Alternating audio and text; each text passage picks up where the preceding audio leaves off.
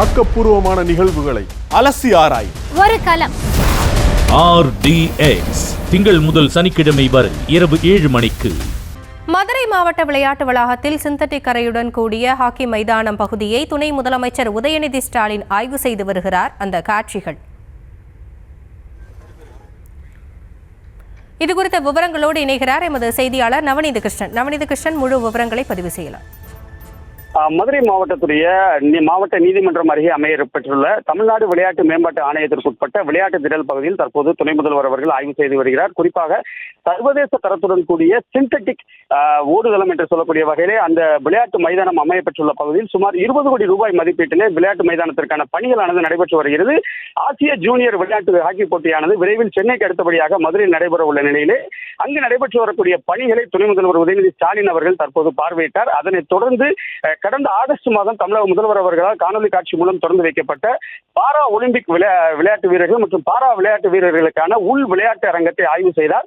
அந்த ஆய்வின் போது அந்த பாரா விளையாட்டு வீரர்கள் தாங்கள் ஏற்கனவே சர்வதேச அளவில் பெற்ற விளையாட்டு பதக்கங்கள் மற்றும் சான்றிதழ்களை துணை முதல்வர் அவர்களிடம் காண்பித்து அவர்களுடைய மகிழ்ச்சியை வெளிப்படுத்திய நிலையில் அவர்களுக்கு வாழ்த்துக்களை தெரிவித்தார். அதனைத் தொடர்ந்து தற்போது நாம் பார்க்கக்கூடிய காட்சி டைவிங் ஸ்விம்மிங் பூல் என்று சொல்லக்கூடிய பகுதியிலே அந்த பணிகளை ஆய்வு செய்துகிறார். இன்னும் சற்று நேரத்தில் மாவட்ட ஆட்சியர் அலுவலகத்தில் சட்டமன்ற மற்றும் நாடாளுமன்ற உறுப்பினர்களுடன் அரசுத்துறை அதிகாரிகளுடன் நடைபெறக்கூடிய ஆய்வுக் கூட்டத்தில் பங்கு பெறுகிறார். குறிப்பாக விளையாட்டுக்கு முக்கியத்துவம் கொடுக்கக்கூடிய தமிழக அரசு என்றும் மேலும் சர்வதேச அளவில் இந்த விளையாட்டு மைதானம் அமையப்பெற்றுள்ளது என்றும் அவர் செய்தியாளர் சந்திப்பில் குறிப்பிட்டது குறிப்பிடத்தக்கது.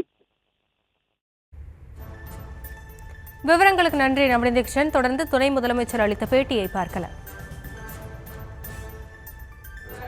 இந்தியாவுக்கே ஒரு எடுத்துக்காட்டான ஒரு விஷயம்.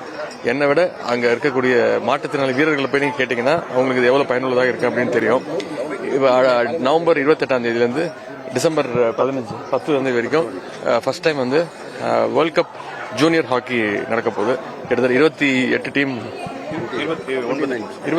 டீம் வந்து பார்ட்டிசிபேட் பண்ண போகிறாங்க.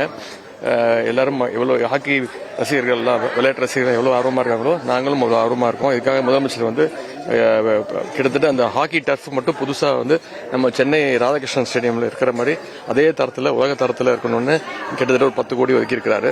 இந்த நிகழ்ச்சி நடத்துறதுக்கு மட்டும் கிட்டத்தட்ட 100 கோடி ரூபாய் ஒதுக்கியிருக்கிறாரு. புதுசாக கேலரி உருவாக போகுது, பல்வேறு வசதிகள் இங்கே வரப்போகுது. இங்கே இருக்கக்கூடிய தென் தமிழகத்தில் இருக்கக்கூடிய அனைத்து ஹாக்கி வீரர்களுக்கும் இது ஒரு நல்ல அவங்க பயிற்சி எடுக்கிறதுக்கான ஒரு சிறந்த காலமாக இருக்கும். நீ அவங்ககிட்ட தான் கேட்கணும். ஆக்கப்பூர்வமான நிகழ்வுகளை அலசி ஆராய் ஒரு களம்.